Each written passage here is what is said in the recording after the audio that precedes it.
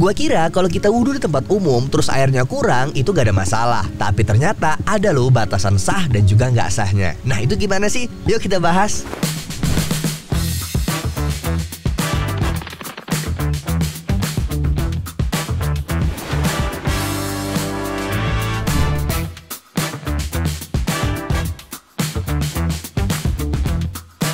Ngopi bareng Ustadz. Yuk kita bahas. Ustadz, sebelum kita mulai episode kali ini, kita awali dengan Bismillah. Bismillah, baru kita ngopi Ustadz. Tadi mau langsung ngopi kan? Iya, tapi masih panas Ustadz. Berarti ngopinya ditunda dulu Ustadz ya. Iya. Kita jawab pertanyaan dulu. Tapi suasananya sejuk banget ini ya, kan? Luar biasa. Kedengeran gak suara-suara burung-burung? Masya Allah, ini suara burung-burung sedang berzikir. Iya, Masya betul, Allah. itu maksud saya ya. Burung ya. aja berzikir. Masa kamu enggak? Waduh. Ustadz, kita masih ngobrolin hal yang masih sepele-sepele tapi ternyata kita anggap remeh, tapi sebenarnya itu berat menurut agama. Ya. Salah satunya adalah wudhu. Nah, banyak yang gampangin masalah wudhu, Ustadz. Ustadz, gimana sih kalau misalkan kita mau wudhu tapi masih suka boros, Ustadz? Contoh, misalkan ketika wudhu airnya gede, kan padahal itu setengah pun cukup ya. Itu kan mubazir tuh. Itu gimana, Ustadz? Ya, jadi begini, wudhu itu ibadah. Maka karena ibadah itu pun perlu untuk hal-hal yang sifatnya baik ya. Sifatnya baik itu gimana? Sifatnya baik itu ya jangan ada hal-hal yang negatif. Mubazir tuh hati-hati.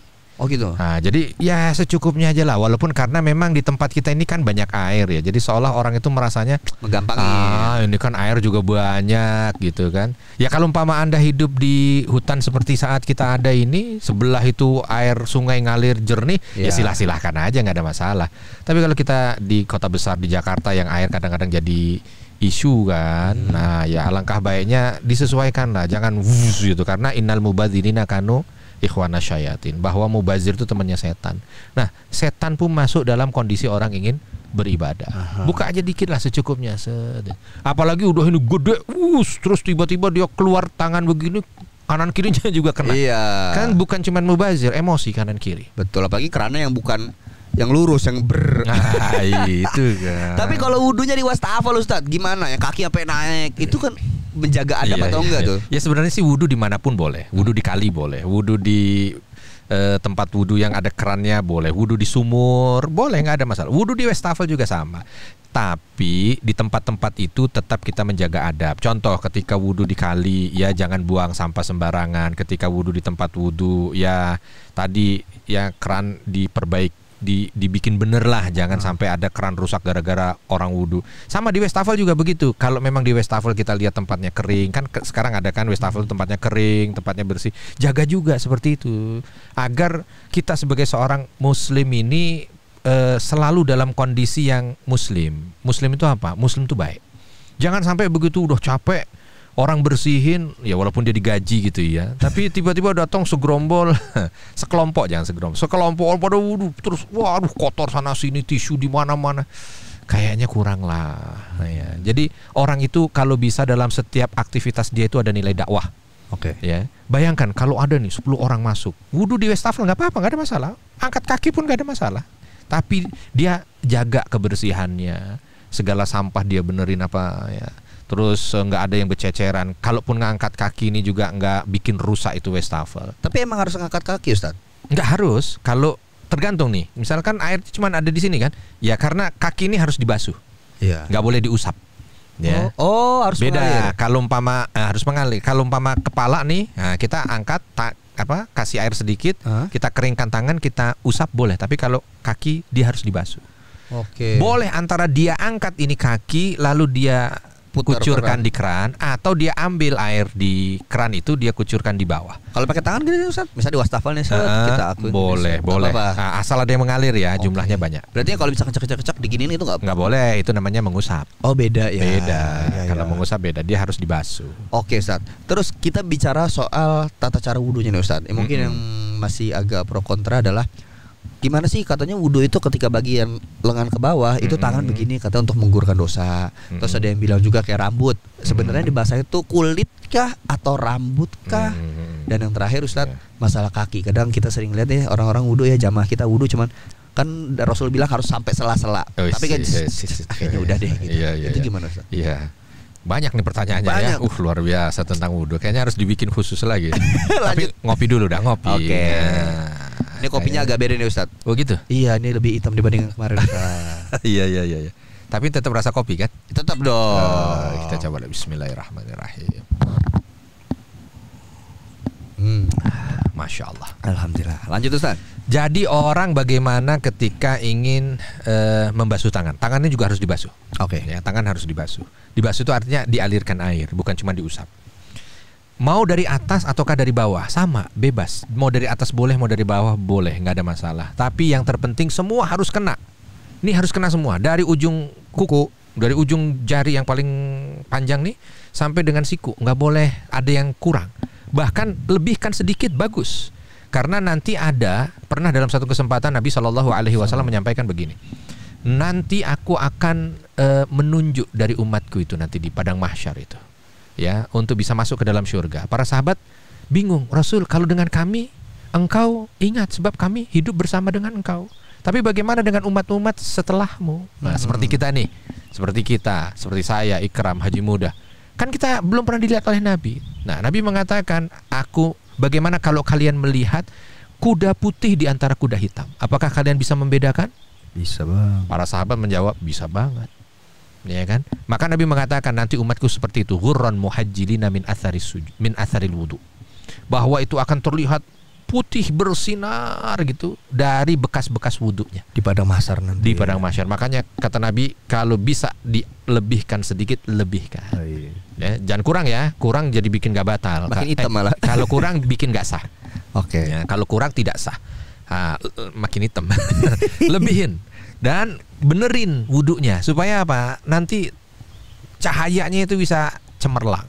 Menyala bangku. Menyala. Jangan cuman 2 watt begitu mau ditunjuk tep masa agak ragu-ragu. Nih, jadi ini boleh, semuanya boleh. Nah, perlu perhatian. Yang pakai cincin, nggak pakai cincin kan aman. Ini kadang-kadang kan ada yang pakai cincin tuh, 5 cincinnya ada semua. Ini harus kena di sini, nggak boleh ini nggak kena air di sela-sela ini. Sama ya, jam ya. Kalau ada jam yang terlalu nempel ketika wudhu, terserah mau dilepas nggak dilepas, tapi pastikan air ini mengalir. Semua pokoknya yang ada di sini ini tidak boleh ada kulit yang tidak kena air. Oke. Ya, ini kalau kita lihat tangan, terserah mau dari mana silahkan. Mau dari bawah boleh, mau dari atas boleh. Nah, berkaitan dengan masalah nanti gugur dosa. Memang orang wudhu itu semua dosanya digugurkan. Ketika dia membasuh mukanya, itu dengan basuhan mukanya, tetesan air itu adalah tetesan dosa yang digugurkan dari wajahnya. Tangan juga begitu ya. Walaupun nggak perlu juga kita lebay. Digosok-gosok di sama belakang, ngapain bang? Dosa nggak gitu. Udah biasa aja. Nah, biasa aja. Ya, sebab kadang-kadang kita wudhu kan ngantri. Betul. Jangan sampai di belakang ini pada ketinggalan sholat gara-gara kita wudhunya kelamaan. Itu juga nggak boleh ya. Biasa aja ada semuanya. Set gitu. Ini nanti akan menggugurkan dosa-dosa. Makanya di antara adab ketika selesai wudhu jangan dielap. Oh, dibiarin sampai kering gitu kan. Nah, terus gimana kalau ada orang yang wudhu cuma kakinya gitu kan? Ya, sama rambut. Nah, kaki sama rambut nih. Kalau kaki sama, kaki ini harus ada air mengalir. Oke, dia begini-begini kaki air bisa kena. Tapi kata Nabi, wailun lil aqabi minan nar. Hati-hati, ada orang masuk neraka itu gara-gara ketika dia wudhu, nih ujung tumitnya ini nggak kena. Cuman ujung tumit nggak kena, dia masuk neraka. Artinya kita perlu berhati-hati. Sempurnakanlah itu sampai mata kaki sini, ya lebihkan sedikit, tumit juga semua kena, jari-jari kaki. Kalau Nabi memasukkan kelingking beliau ini di setiap jari, sela-sela jari, aman lah. Kalau kaki nggak ada yang pakai cincin kan? Iya. Nah, itu aman ya, nggak ada yang menutupi. Tapi kadang-kadang tadi mungkin orang males. Ya, mungkin karena dia agak susah kalau mau ke bawah. Makanya biasanya kalau kita lihat di tempat wudhu ada yang fasilitas duduk. Duduk itu bukan sebuah kewajiban, bukan juga sunnah, nggak, hanya memudahkan. Jadi kalau umpama orang susah nih mau kaki gitu kan, nah, dia kalau udah duduk agak lebih mudah supaya bisa lebih sempurna. Oke. Kalau sama, rambut juga sama, bukan rambut yang dibasuh tapi kepala. Karena belum tentu orang punya rambut tapi punya kepala pasti. Iya ya kan belum tentu orang punya rambut tapi pasti punya kepala. Belum tentu orang punya kepala tapi pasti punya rambut. Nggak mungkin ya kan.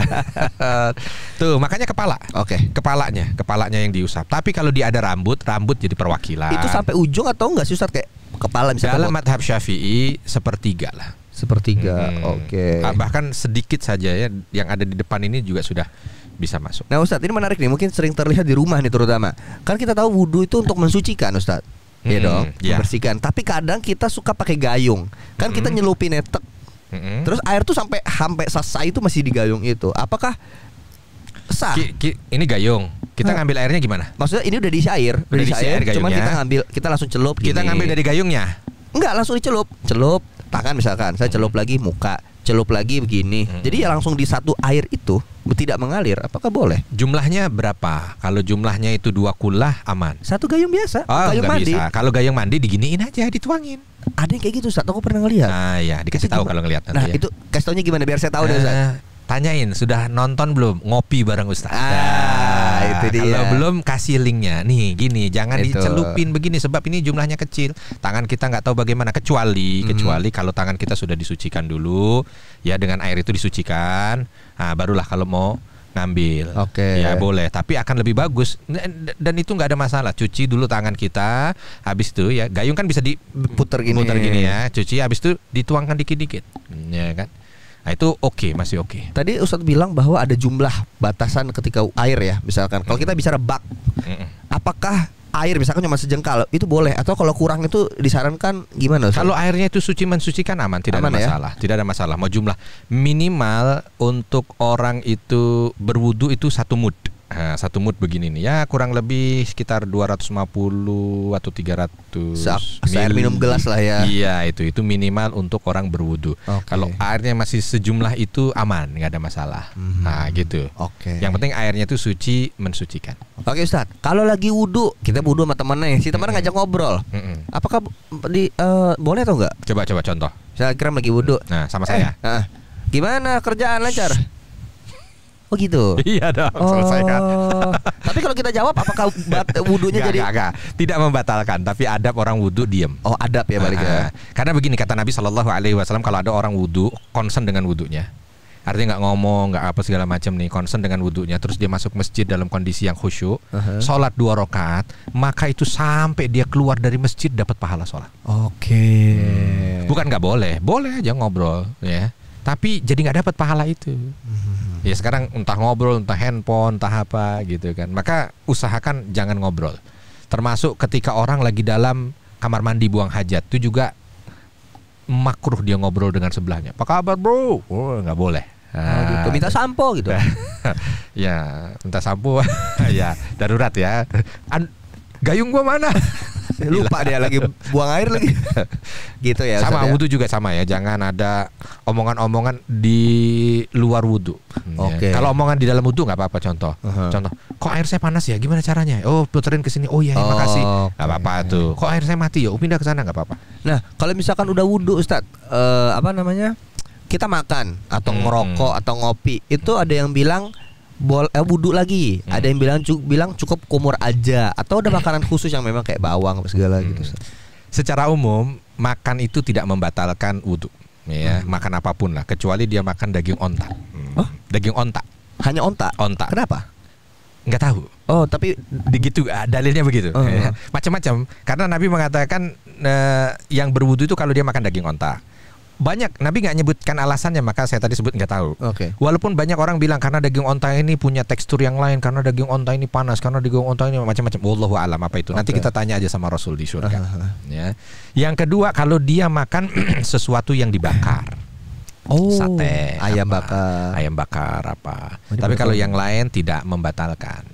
Ya. Berarti kalau kayak gitu dia kumur lagi kah atau gimana? Kumur aja bagus. Kumur itu bukan untuk menyempurnakan wudunya, tapi kumur itu untuk menjaga sholat. Mensucikan lagi? Bukan mensucikan, hanya menjaga kekhusyuan sholat. Yang kebayangkan habis ngopi gitu kita Allahu Akbar.